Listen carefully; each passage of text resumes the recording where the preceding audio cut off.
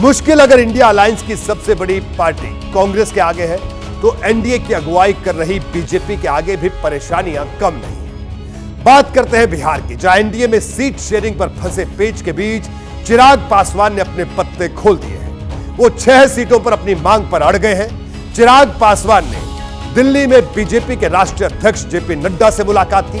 वो अपने साथ एक लिस्ट लेकर गए थे। चिराग पासवान ने बातचीत के दौरान ये लिस्ट टेबल पर रख दी। इस लिस्ट में 6 सीटों के नाम लिखे थे। ये वही सीट हैं जिन पर चिराग लोकसभा चुनाव में अपने उम्मीदवार उतारना चाहते हैं। बीजेपी अध्यक्ष से बातचीत के दौरान चिराग पासवान ने राज्यसभा की एक सीट पर भी दावा दिया है। मुझे पक्का पता चला है कि जेपी नड्डा ने राज्यसभा सीट के बारे में चिराग को तुरंत जवाब दे दिया। उन्होंने कहा कि इस बारे में बातचीत लोकसभा चुनाव के बाद होगी। और रही लोकसभा सीटों की बात, तो उस पर भी चिराग को बीजेपी ने कोई ठोस आश्वासन नहीं दिया। इसके बाद चिराग ने अपनी दलीलें रखी। इस बैठक में चिराग ने क्या क्या कहा, मेरे पास इसकी पूरी डिटेल है, मैं आपको सिलसिलेवार बताता हूं। देखिए, चिराग ने कहा कि अगर सीट काटी गई तो हमारे कार्यकर्ताओं को लगेगा कि नीतीश के प्रेशर में सीट काटी गई। इससे वो मायूस होंगे, तो चुनाव पर असर पड़ेगा, क्योंकि हमारी ताकत वोट ट्रांसफर करने की है। ये चिराग ने बात कही जेपी नड्डा से। हम 2019 में भी 6 सीट पर लड़े थे। ये तमाम बातें जेपी नड्डा से चिराग पासवान ने की। बीजेपी अध्यक्ष जेपी नड्डा और चिराग पासवान के बीच ये बैठक करीब 1 घंटे तक चली। बातचीत काफी अच्छे माहौल में हुई। इसके बाद चिराग लौट आए। सवाल यह है कि सीटों की मांग अगर पूरी नहीं हुई तो चिराग क्या करेंगे। इसका चिराग की पार्टी के प्रवक्ता ने क्या जवाब दिया है, यह मैं आपको सुनवाता हूं।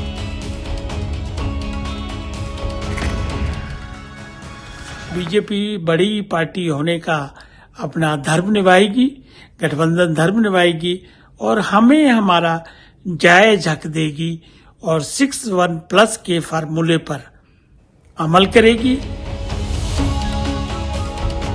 देखिए, चिराग पासवान 2019 के आधार पर 6 सीटों की मांग कर रहे हैं, लेकिन ये भूल गए हैं कि अब लोक जनशक्ति पार्टी 2 हिस्सों में टूट चुकी है और इसके दोनों ही हिस्से एनडीए में हैं। बीजेपी को सीट शेयरिंग में दोनों का ख्याल रखना है, इसलिए चिराग की मांग पूरी होगी। फिलहाल तो ऐसा नहीं लग रहा है, लेकिन एक संभावना है जिसके लिए शायद चिराग भी तैयार हो जाए। वो क्या है, वो मैं आपको बताता हूं।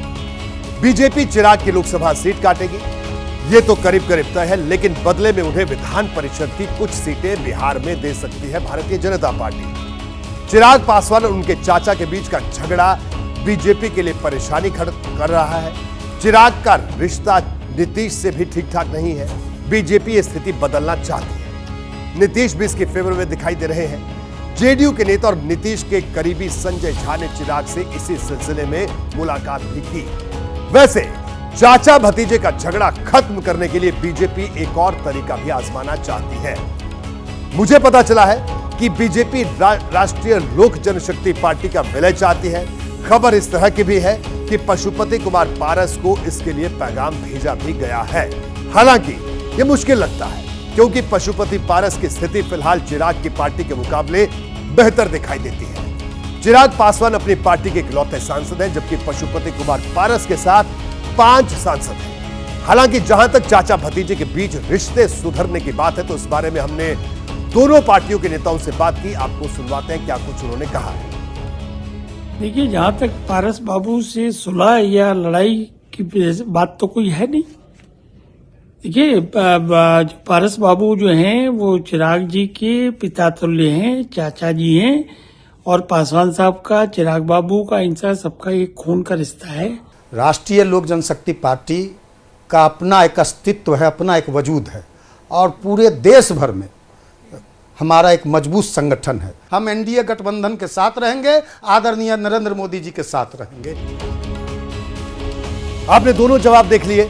साफ साफ किसी ने कुछ नहीं कहा, मतलब समझौते के आसार अभी भी दिखाई नहीं दे रहे। लेकिन आने वाले दिनों में यह तस्वीर कौन सा रंग दिखाती है, कहना मुश्किल है। और जहां तक एनडीए की सीट शेयरिंग का सवाल है, तो अभी की हालात में यह मसला तभी सुलझ सकता है जब चिराग 6 सीटों की मांग छोड़ने को तैयार हो जाए, वरना यह मुश्किल लग रहा है। जैसे ही घड़ी का काटा दोपहर 2:30 पे आए, बबीता जी का दिल सास बहू साजिश के लिए मचल जाए। और ये है इनकी बहू, पूरे दिन ऑफिस की टेंशन हो जाए गॉन जब ये करें अपना फेवरेट शो फ्री टाइम पे ऑन। इनकी तरह आप भी देखें अपना फेवरेट शो अपने टाइम पर और डाउनलोड कीजिए एबीपी लाइव ऐप अपने स्मार्ट टीवी पर।